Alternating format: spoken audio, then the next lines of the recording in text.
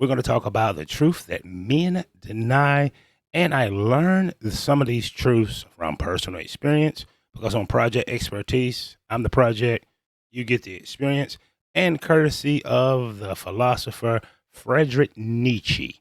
I'm going to give you 7. That's right, 7 reasons, 7 things for you to ponder upon from Frederick Nietzsche and probably your own personal experience, what you see in family and friends from guys, and things that only a small percentage of us, and I'm going to be in that category, only 2% of the guys will ever overcome these things. These reasons right here, this bit of information, these factual truths that Frederick Nietzsche warned men about hundreds so years ago still plays a crucial and mitigating factor in the relationships that all you guys come online to complain about.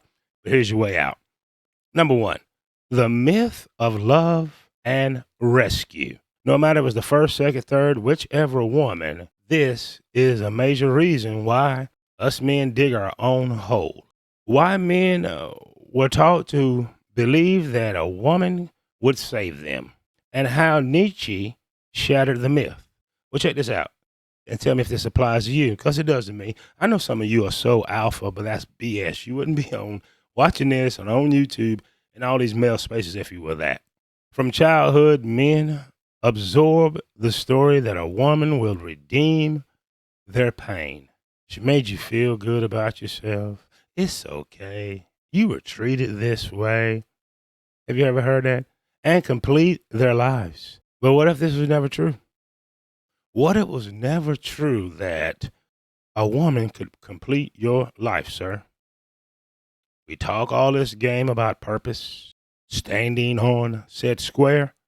How is it women, ladies, whatever you want to call them, can knock you off that square unconsciously? She doesn't even know how she does it most of the time. How is that? Could it be the myth of love and rescue? As we can see, number 1 is the myth of love and rescue. She's going to rescue from your pain, rescue from your past with passion and a little bit of sex. Have you ever been there, sir? Reason number 2, the fantasy versus the woman. This is the one that really hooks us in. First, you got to cast your reel into the water. That hook goes down, the float sinks. Wham, hook that fish. This is what hooks us. What if I tell you you don't love her? You love the version of yourself reflected in her eyes. Did you know that? She doesn't know it either. You don't really love her. You love what's reflecting back from you. All of that passion, all of that love, all of the security that you desire inside, because we want some emotional security, right? All of that energy that you pushed out and it reflects back to you, you think it's all good. Could that be why some of the best guys in the world fall for the most trashiest type of girl? Did she just reflect it back your light? Once again, you don't love her. You love the version of yourself reflected in her eyes. Too often, men don't love her. 15 years of marriage, I can't say I ever loved a woman. She just reflected back well.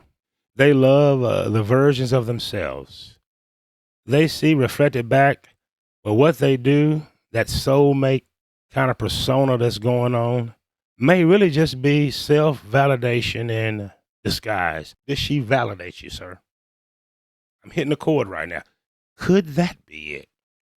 Now, we're going to get into some good stuff in the bottom of this presentation. But number 2 on the list, the fantasy versus the woman.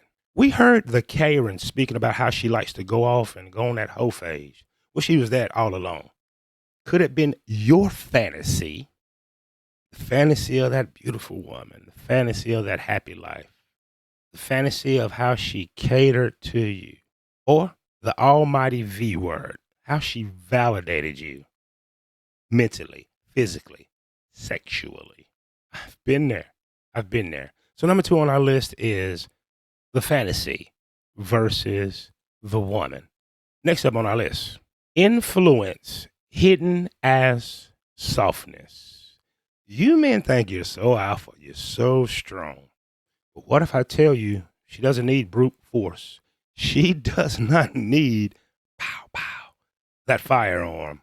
She doesn't need that to disarm you and to destroy a nation if she so chooses. Next on our list is influence hidden as softness. Fredrick Nietzsche warned us about this. How women learn to turn tenderness into strategy after centuries without power. For various amounts of centuries, she didn't have all that power, but there was always that woman that influenced the king. Look at the movie 300, for example. Wow, did he have Leonidas had a mouthy, strong woman that was behind him in his ear. She could have easily said, hey, don't go fight them. Stay with me, babe. No, you don't have to. Sure, she replaced him. What looks like tenderness, devotion, or purity often coincides with deeper strategy. History denied women of power, forcing them to master the subtle forms of control through emotions, silence, and suggestion. I've been there. This is therapy. Emotions.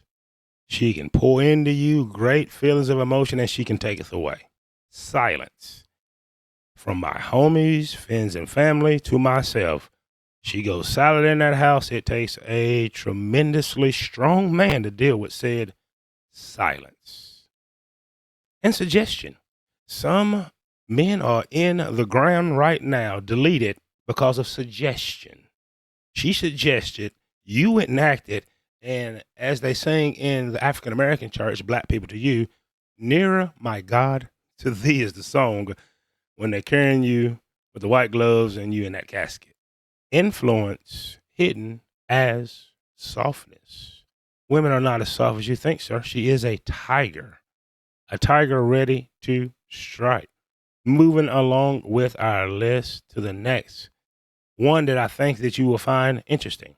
Love as a game of leverage. These are the things that men deny that is happening to them, and it's happened to me, and perhaps it has happened to you. Love as a game of leverage. What you think is love, you loving unconditionally. She may love you as leverage. Let's see. Relationships as a hidden game of control. The one who needs less controls more. How many of you needy guys out there? This is something that we deny. Men deny, we have emotions. We deny, we crave for love, affection, understanding. Attraction isn't just about affection. It's about who needs less. The one who can withdraw more easily shapes the relationship, turning closeness into like it's choreographed, rather than connection. Have you been there? She has that power. And ladies, this is not to demonize or speak ill about women. There's a lot of great women. But unconsciously, by nature, she has the power to shape herself to whatever she need to be. You always want to talk about her body count. It does not matter about Jim, Jacob, Fred, and Hakeem. She's with Eric now, and she has shaped herself to what Eric desires. It's called nature. Nature plays a sinister game on us guys. Nature just wants to survive, be fruitful, and multiply. It does not care if two degenerates get together. Nature does not care about no love. Nature does not care about your emotions and your feelings. It cares about survival. And these are one of the biggest tricks that nature, and unconsciously, some women, not all, use. Love is a game of leverage. Can she pull away first and stay away? How does that make you feel, sir? When you have invested your time, energy, your vital essence, SEMEN, you can spell that is. This is what Nietzsche warned us about. Most of this dating game, especially in modern dating, the ladies is using love, emotions, and sex as leverage over some of the greatest men in our generations. We see it all the time. Your favorite celebrities. You come on and make reaction videos about it, but it's probably happening to you too. Moving right along on our list, we're going to have to round this out. We just covered love as a game of leverage. Next up, the external feminine as an illusion. Nietzsche mentioned this many of years ago, the mask of the angel and muse. Angel is this divine being that we thinking would do us no harm or no wrong. A muse is something, imagine a painter. Some of the greatest artists use a woman as their muse, their inspiration. Think of it like that. So the mask of an angel and muse, men place on women. She does not do this to herself. So here's the great point to tell you that. Ladies, if you're watching, a lot of us guys, we project on you. I realized that in my own dating relationships back in the day, that I projected a lot more than was there.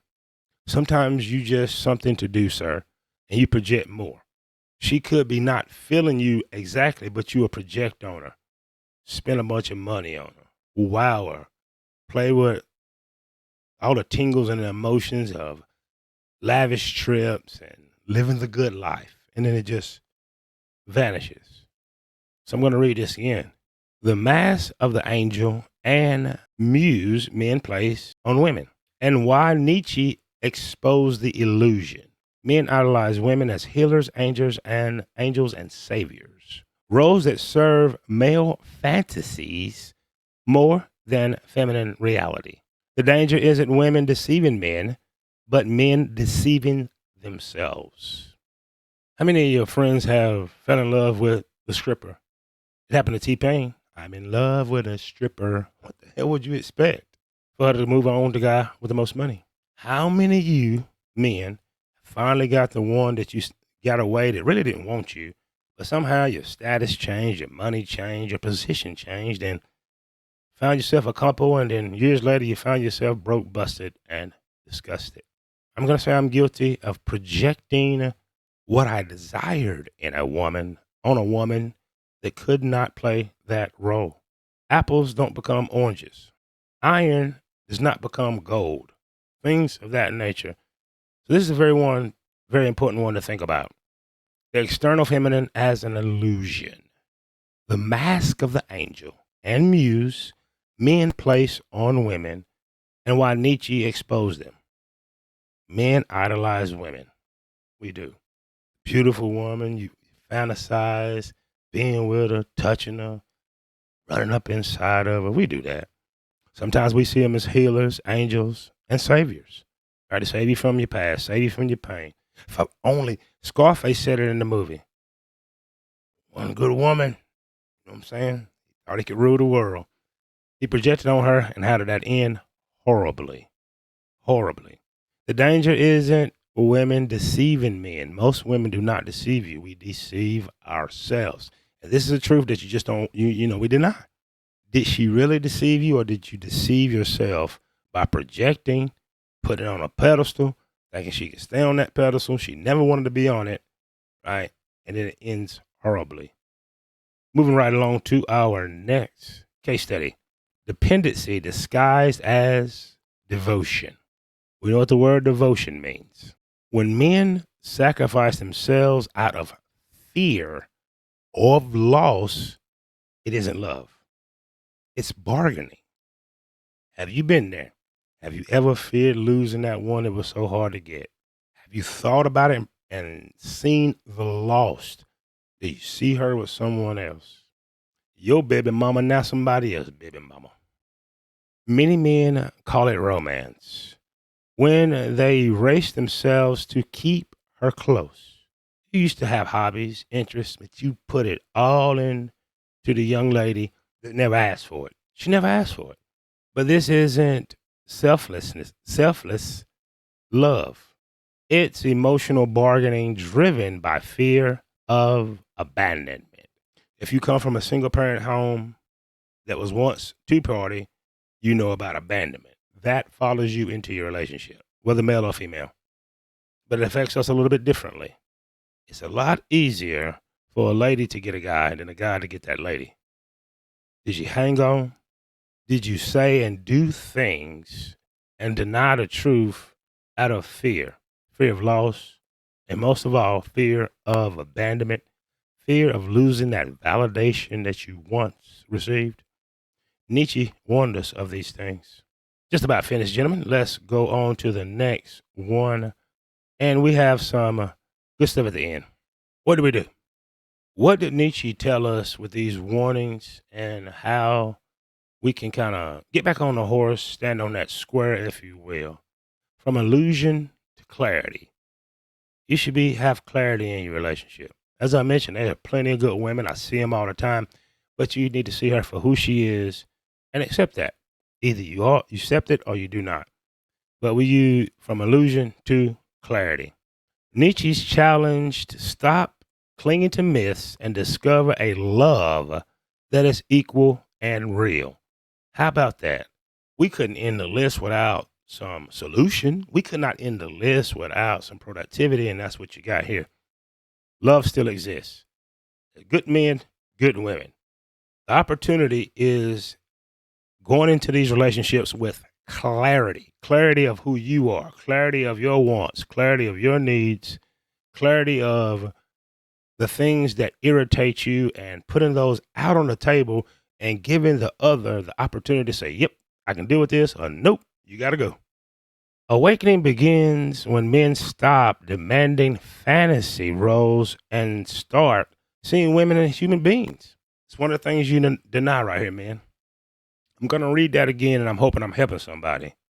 Awakening begins when men, you and me, stop demanding fantasy roles and start seeing women as human beings with flaws, with hopes, with dreams, with strengths, with opportunities, because we have no weaknesses, they're opportunities, and you may have a healthy relationship.